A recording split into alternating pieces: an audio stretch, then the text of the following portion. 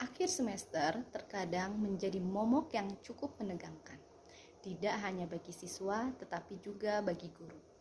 Menghadapi sumatif atau penilaian akhir semester, ada beberapa siswa yang biasanya akan dihadapkan pada tunggakan tugas yang belum dikerjakan atau dikumpulkan hingga batas waktu yang telah ditentukan oleh guru mata pelajaran. Terkadang seorang siswa banyak memiliki tunggakan tugas pada beberapa mata pelajaran.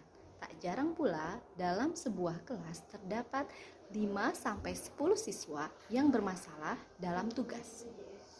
Nah, kita dapat mengidentifikasi faktor penyebab dari masalah tersebut, baik itu dari faktor siswa sendiri ataupun faktor guru itu. Lalu, beberapa yang dapat diidentifikasi dari faktor siswa diantaranya adalah yang pertama, siswa tidak hadir saat mata pelajaran tertentu, baik sakit, izin, atau apa, sehingga tidak mengerjakan tugas. Yang kedua, siswa dispensasi, yang terkadang abai terhadap tugas-tugas saat dia meninggalkan kelas. Dispensasi bukan berarti berhak tidak mengerjakan tugas, namun ada beberapa hal yang bersifat kasuistik sih. Lalu yang ketiga, siswa tidak mengerjakan tugas atau pekerjaan rumah atau PR karena satu, malas, faktor gadget atau misalnya gadgetnya rusak, hilang, atau memang tidak punya gadget sama sekali atau handphone misalnya, ataupun tidak ada kuota. Lalu yang keempat, terlalu banyak tugas sehingga siswa jenuh. Lalu ada faktor lain yaitu yang dapat diidentifikasi dari guru itu sendiri. Yang pertama, guru memberikan tugas yang terlalu banyak dalam satu pelajaran. Sebenarnya bisa kita hitung apabila misalkan satu mata pelajaran mempunyai minimal 5 tugas.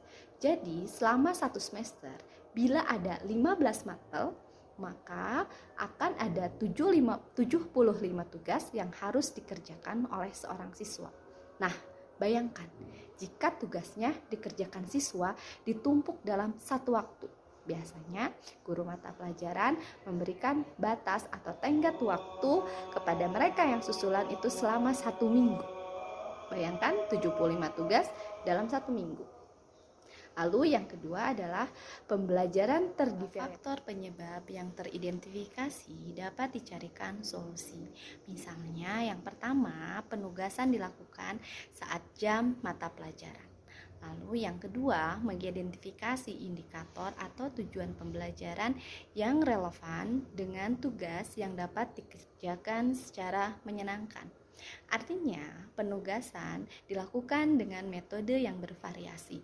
Tidak hanya metode melulu tes tertulis atau yang dikerjakan oleh siswa dengan tulisan-tulisan, tetapi dapat juga dikerjakan dengan metode-metode yang lain. Lalu yang ketiga, menerapkan penugasan dengan mengacu pada pembelajaran terdiferensiasi sesuai dengan karakteristik anak. Karena kita tahu setiap anak mempunyai karakter yang berbeda. Baik dia cara belajar audio, kinestetik, ataupun audio visual misalnya. Mereka pasti lebih tertantang sesuai dengan karakteristik mereka. Dan kemungkinan akan lebih bertanggung jawab jika hal itu sesuai dengan karakteristik mereka. Lalu yang keempat adalah menerapkan hasil asesmen diagnostik dalam setiap proses pembelajaran.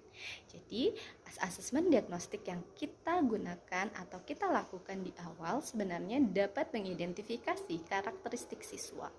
Nah, hal itu dapat kita terapkan dalam proses pembelajaran termasuk dalam proses asesmen, baik asesmen sumatif ataupun asesmen formatif. Nah, gak ingin kan capek nagih tapi tetap gak dibayar?